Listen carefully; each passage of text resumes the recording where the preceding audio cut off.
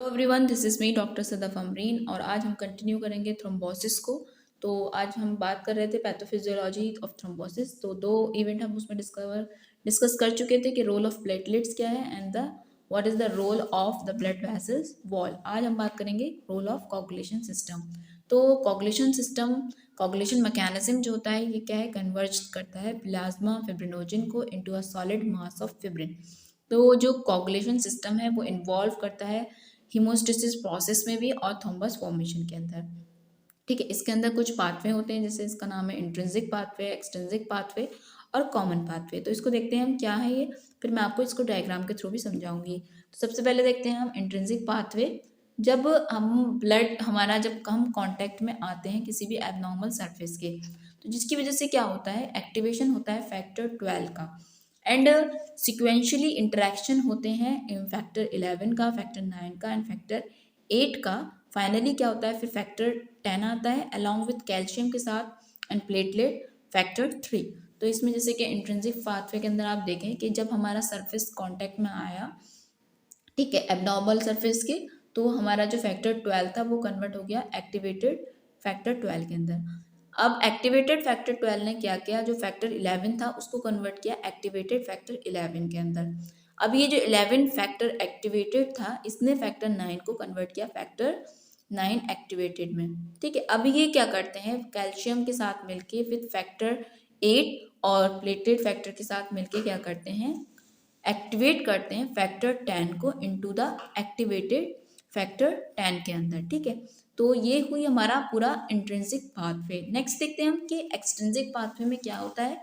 Extrinsic pathway के अंदर क्या होता है, tissue damage result in the release of the tissue factor और थ्रोम्बोप्लास्टिन। जब टिश्यू डैमेज होता है उसकी वजह से क्या होता है, रिलीज होता है टिश्यू फैक्टर, जिसे हम टिश्यू थ्रोम्बो प्लास्टिन में बोलते हैं। तो ये क्या करता है, टिश्यू फैक्टर मिल के फैक्टर 7 के साथ एक्टिवेट करता है फैक्टर 10 को। तो जैसे कि आप यहाँ देख सकते हैं कि एक्सट्रिंसिक पाथवे में जब टिश्यू डैमेज हुआ तो टिश्यू फैक्टर रिलीज हुआ, तो इसने फैक्टर 7 के साथ मिलके और कैल्शियम के साथ मिलके एक्टिवेट किया फैक्टर 10 को इनटू एक्टिवेटेड फैक्टर 10 के अंदर। नेक्स्ट आता है हमारा कॉमन पाथवे। कॉमन पाथवे की शुरुआत होती है जब दोनों इंट्रिंसिक और एक्सट्रिंसिक पाथवे जो होते हैं कन्वर्ज हो जाते हैं, मिल जाते हैं एक्टिवेट करने में फैक्टर 10 को to form a complex with the factor 5 and platelet factors 3 in the presence of calcium ion.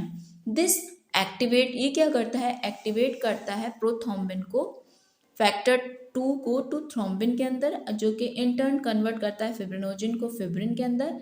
Initial monomeric fibrin जो होते हैं पॉलीमराइज हो जाते हैं टू फॉर्म करने के लिए insoluble fibrin by the activation of the factor 13। जैसे कि आप यहाँ देख सकते हैं कि कॉमन पाथवे की जो शुरुआत हुई है, यहाँ फिगर में इसमें देखिए जो हुई है शुरुआत, यहाँ लिखा है कॉमन पाथवे। जब ये इन दोनों मिलकर आके क्या कर रहे हैं, 10 को एक्टिवेटेड 10 में कन्वर्ट कर रहे हैं। एक्टिवेटेड फैक्टर जो 10 है ये विद फैक्टर 5 एंड कैल्शियम और प्लेटलेट फैक्टर के साथ मिलके कन्वर्ट कराता है प्रोथ्रोम्बिन को थ्रोम्बिन के अंदर। अब ये खुद थ्रोम्बिन क्या करता है, फिब्रिनोजिन को फिब्रिन कन्वर्ट कराता है, fibrin monomers.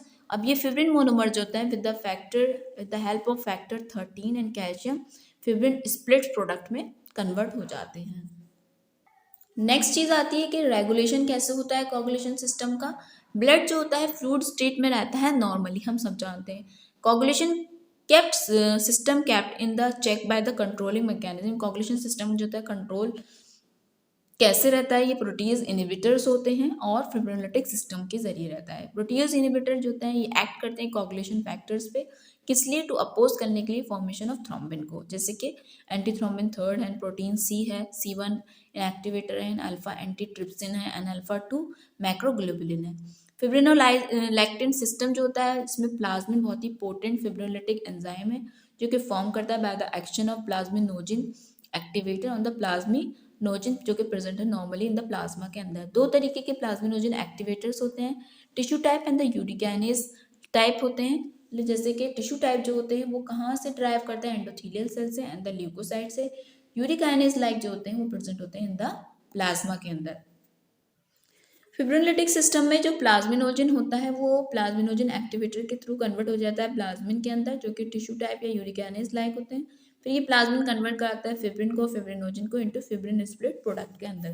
Plasmin so formed act on a fibrin to destroy the clot end products, produce करता है फिब्रिन स्प्लिट्स प्रोडक्ट्स को। हाइपरकोगुलेटिविटी ऑफ द ब्लड का क्या रोल है?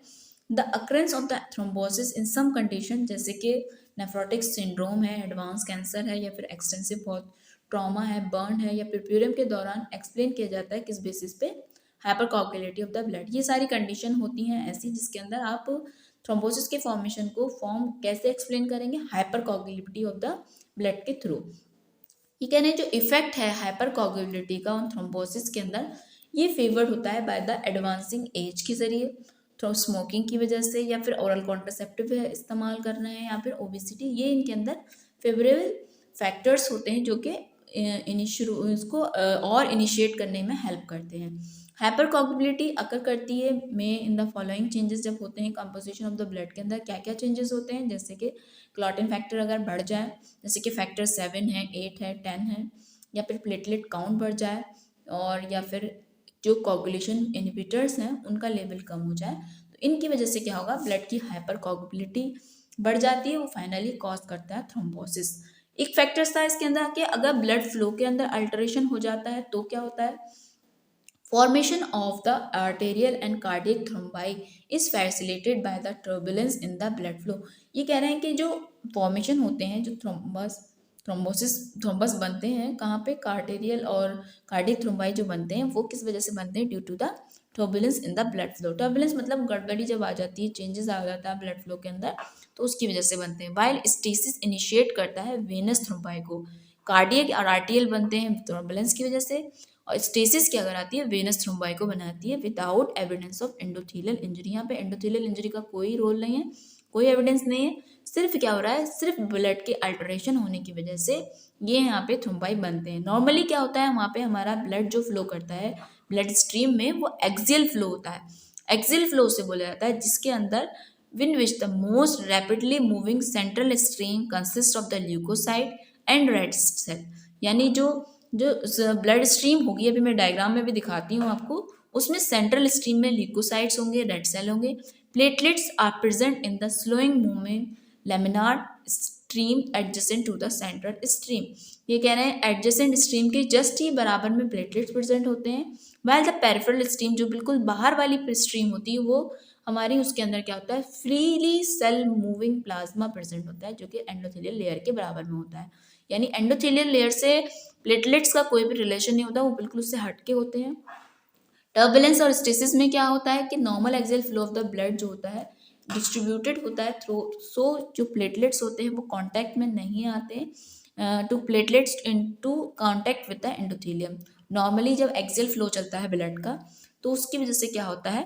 प्लेटलेट्स जो होते हैं come into contact with the endothelium. Beside inhibitors of the coagulation fail to reach the site of thrombus, तो रिजल्टिंग इसकी वजह से क्या होता है? इनलार्जमेंट होता है थ्रोम्बस साइज का। टर्बुलेंस में एक्चुअली क्या करता है? इंक्रीज करता है एंडोथेलियम को, resulting in the deposition of platelets and the